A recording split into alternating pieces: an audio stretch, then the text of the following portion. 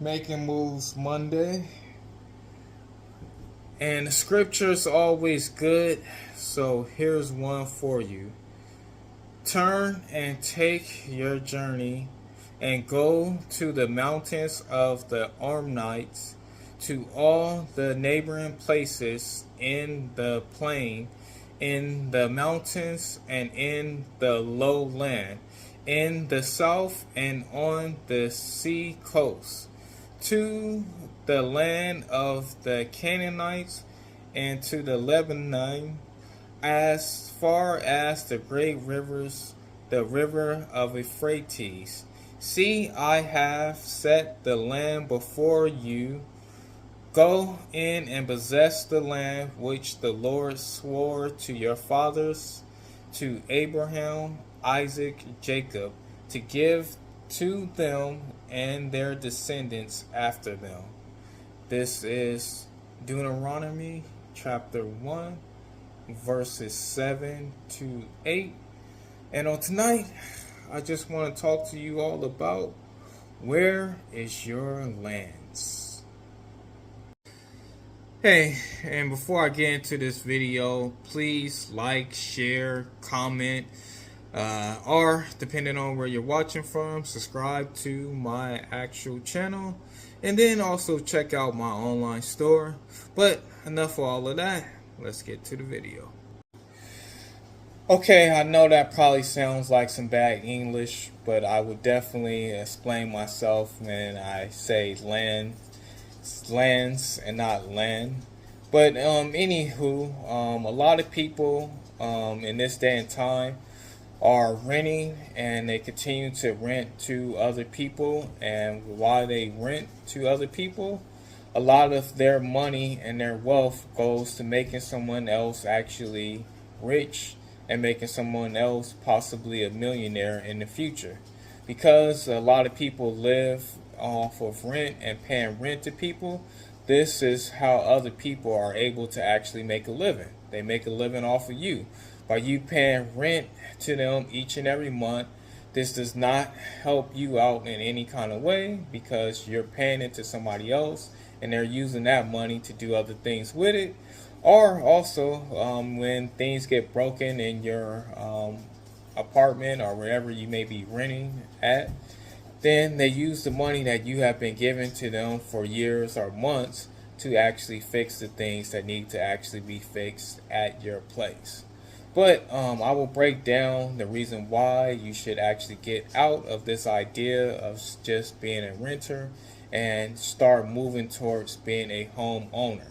Now, oftentimes, a lot of people will say, well, hey, you know what? If I'm renting to someone, it's the same as actually owning a home, because you are paying a mortgage to somebody. You're possibly paying a mortgage to a bank or whoever lend you the money to actually pay for the home.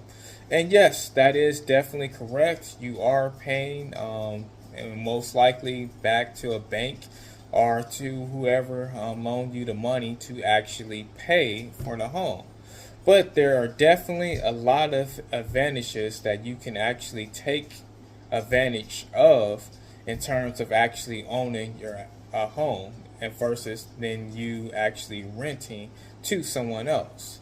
Now, another thing that's very important in terms of actually buying a home is the location of the place that you're actually buying or paying for. And what do I mean by that? If you guys remember a place called Altadena, a lot of homes were burnt down over in that area. Now, in this area where these homes were burnt down, you can go and look up and see how much the home prices are of the land that's there in Altadena. And in most cases, you will see that the land, there's nothing on there, there's no more home that's actually there, but it costs us 400 and something thousand dollars and up just for the land, just for dirt. You're basically paying this much money for actual dirt. And there are a lot of places out there in the United States where you can buy possibly 2 homes for that price. You can buy you a 3-bedroom with 2 baths, or possibly even more, for 100 something thousand, or possibly at the highest, maybe 200 something thousand, or possibly 300 something thousand, just based on what the home may actually have. So a lot of people, instead of doing that and possibly building there, they would rather say, hey, I'm going to stick with paying this much money for the actual dirt. And eventually, that land can be worth a whole lot of money, as it was land that was worth a whole lot of money. But it's important that you figure out what is actually the right place for me to actually buy. Is it a place where the money works better for me, or is there a place where the money will work better for me in the future? Now, either method can work in terms of buying a place. You just want to actually get you a place. If you were to buy a place and it cost you 400 some thousand and all you have was land on it, if you have the money to actually build it back up and things like that, and you're able to do so, meaning that you have another place to stay at in the meantime and you're able to actually build that home back up, then go ahead and do that. That would be a good thing, because in the future the home is going to go up in value and it's going to continue to go up. Now, in the same case, if you decide to actually go and buy some land somewhere else that's much cheaper, this is still a good thing as well too, because even though it may be at a low price right now, the same way as the other home will go up in value once time goes by and you're able to rebuild it. A home that's for a low price and you get it, maybe a foreclosed home or something like that, and you refix it up, or even if you don't do any fixing on it and you just get it for 100 some thousand, then this home eventually will go up in value as well as time moves forward.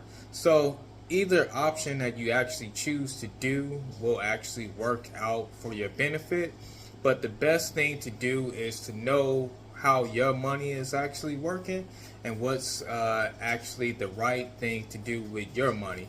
Meaning that for some people, they may have a whole lot of money to do that, to buy a home for 400 some thousand. But for other people, they may not have that type of money, but that doesn't mean that they should stop seeking to actually get themselves a home. That just means they're going to have to find a home in the money bracket that works out for them. Now, another concept you should look at, because a lot of people will say, well, hey, I don't have that type of money to actually buy a home, or my credit isn't that great, so I can't actually buy a home. So I would say that you should use the full house method. This is what I call it. And what that means is that find somebody in your family, maybe possibly a close friend of yours, that is looking to do the same thing and actually go in half on buying a house. And you guys go and you buy a house together, and you guys work on paying that home off together, and then both of you guys have a place to stay. Now, it may get a little uncomfortable, you may get on each other's nerves at a certain point in time, but you guys, if you are close friends or possibly family members, you can work out a system where you say, hey, one of us is going to get this home, and then when we save up another money, we'll buy another home, and then as we buy another home, one of us will live in that home, and we'll help out some of our other friends or family members, and they could come stay in this home, and then we'll all pay it off, and then once we all pay it off, then everybody will eventually have a home. It's easier said than done, because the hardest part about doing this is you have to actually get along with other people. But this will definitely help a lot of people out. And then two, some of you guys' credit is better than others. So you may have a person in your family that possibly just made or got a whole lot of money due to a lawsuit or any type of thing. They have the money, you got the credit. Now you guys just got to put the things together so that you guys can get it done for both of you. Now, also with doing this, this will definitely help people to actually move a lot faster. And then in terms of buying another home, And on the flip side, if you were doing this, let's say you guys were doing a full house method as far as renting, a owner of that property may come and say, hey, it's too many people in that actual place, so y'all can't have all these people in there, making the rent a lot lower for everybody. But in terms of buying a home, they cannot come to your home and say it's too many people living there. You can put as many people in there as you want, and you guys can all pay off that home quick and fast.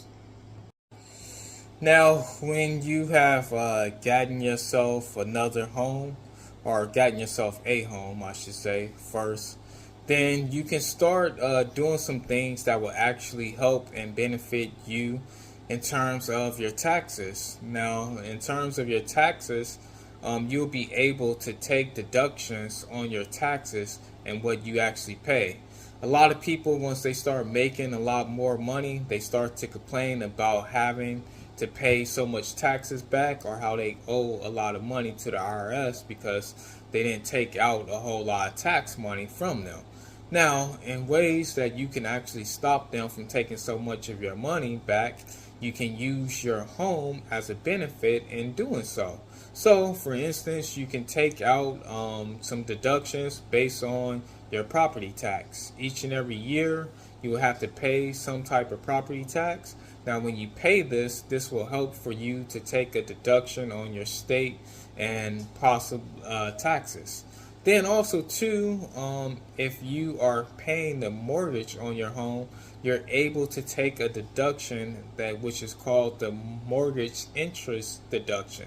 So this is another deduction that you can take from your taxes. So each and every time that you pay your mortgage, there's a percentage of that where you can actually take off from your actual taxes and say, hey, you guys got to deduct some of that tax money I owe based off of this.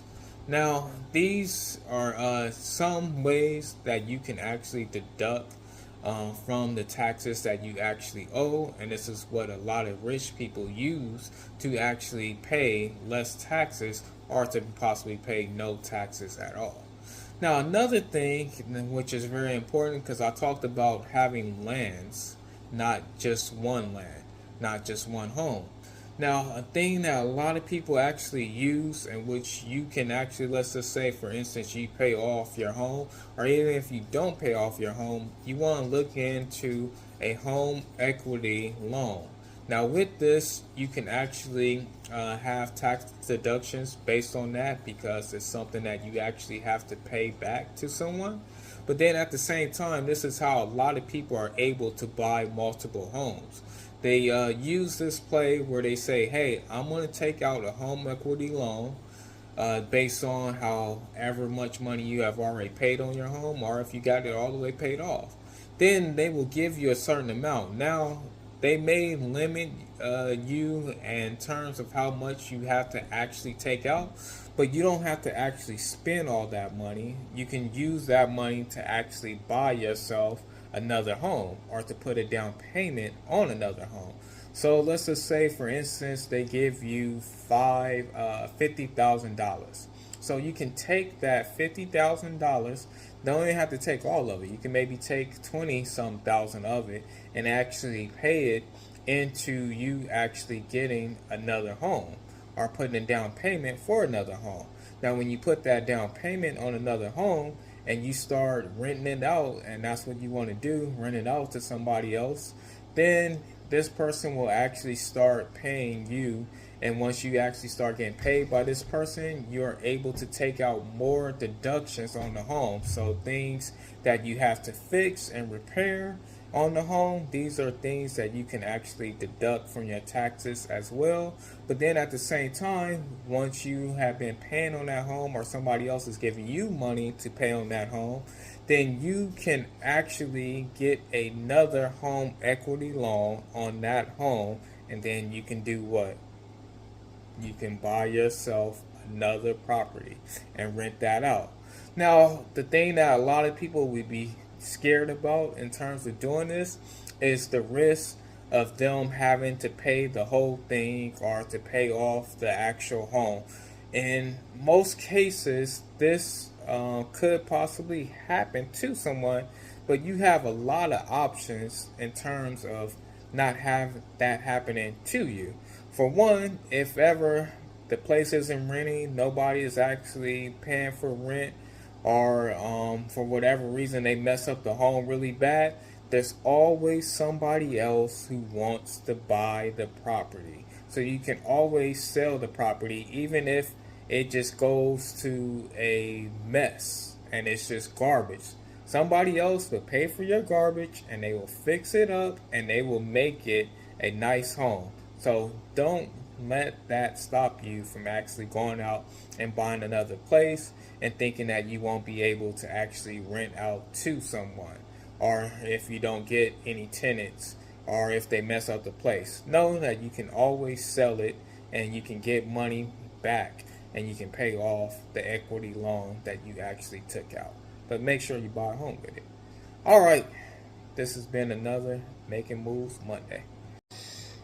And it's definitely important to know, because I was talking about you actually buying a home and that you shouldn't be renting. And believe it or not, even with me saying these words and things like that, there's always going to be somebody that actually needs to rent.